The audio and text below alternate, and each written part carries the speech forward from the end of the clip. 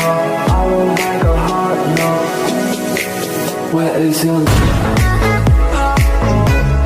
So guys, so it's cooking time again. So we're having here our quickie breakfast. So our breakfast for today is potato and egg. So for the first, we're going to put some oil. Ang oil, hindi mawala sa ating pagluluto. But make sure that you're going to have that oil like corn oil, palm oil like that. So oil is there. Then afterwards, we're going to be putting some, let's heat it up. And put the garlic right after garlic. And let it brown. So let's stir it.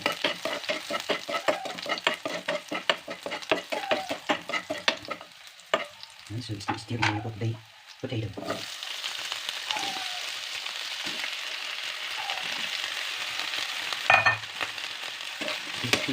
Mix. Now I can smell the aroma of the garlic. You can also add oil. And depende rin sa iyo kung ilang amount of oil ang gusto mo. So you just cover and control the heat, the fire. In a bowl, you beat the egg.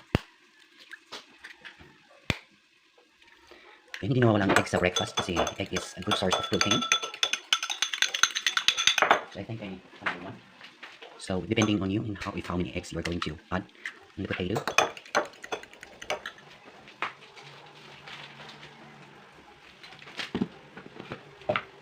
So you can put additional seasoning to taste and a pinch of salt. You stir it very continuously so that the seasoning will mix. Ng bonggang-bong. And it's a double purpose. You can use your egg by putting into your plant because it's very good for your plant.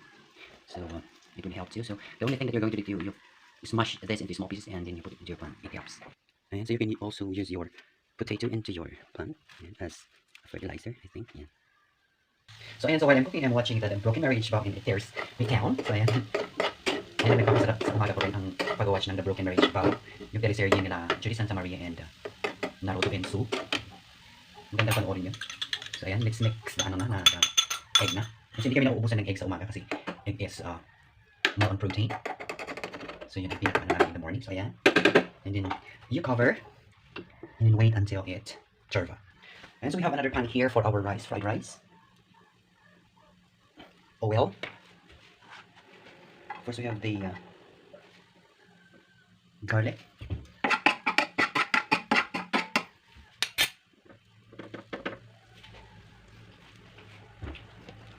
More oil. And so, and after that, where we are having the sweet paste here, the low sodium.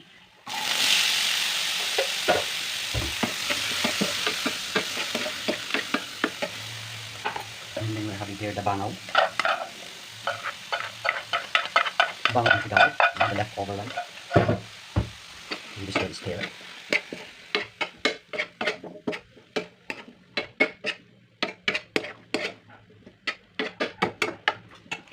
You can also have ginisa, yan baka naman, my favorite seasoning.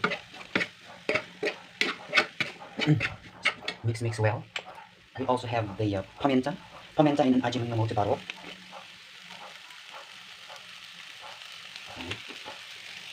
You can also put the Spanish pepper if you want to. And of course we have here the ginger ground. And mix it well. And we have here the leftover beans in quantity. Don't waste it.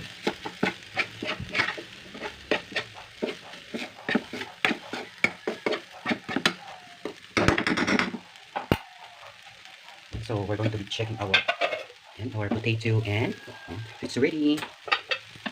The only thing we're going to do is wait for this rice.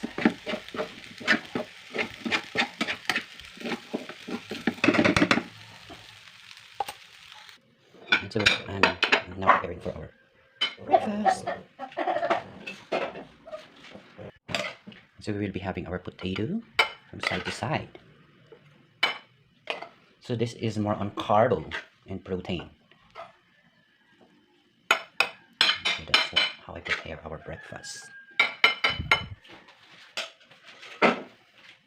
So guys, thank you for watching our YouTube channel. Please subscribe for more breakfast tip.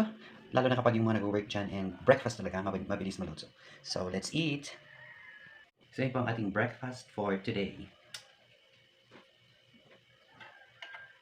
So let's try.